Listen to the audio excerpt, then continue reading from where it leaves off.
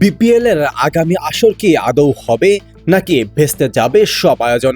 Cricket পাড়ায় গত কয়েক সপ্তাহে যেই অনিশ্চয়তার ঘন কালো মেঘ জমেছিল, বিশ্বাস করুন সেই মেঘ নাকি এখন আস্তে আস্তে সরতে শুরু করেছে।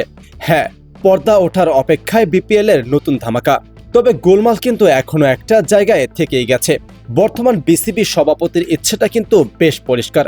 তিনি চান এমন এক বিপিএল যা হবে সম্পূর্ণ স্বচ্ছ, নিরপেক্ষ এবং বিতর্কহীন।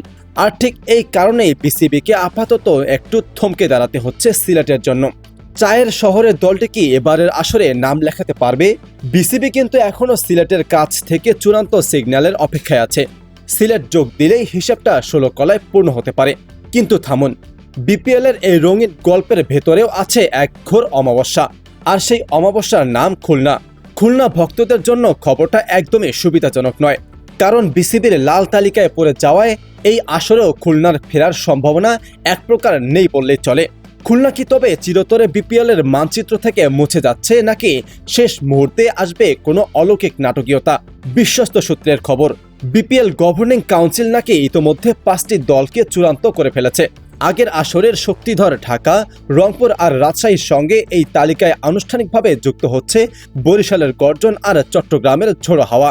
সব মিলিয়ে অনিশ্চয়তার মেঘ কেটে বিপিএল এর আলো কিন্তু জ্বলতে শুরু করেছে। 5 দল রেডি, সিলেটের জন্য অপেক্ষা, আর খুলনা একদমই আউট অব দ্য পিকচার।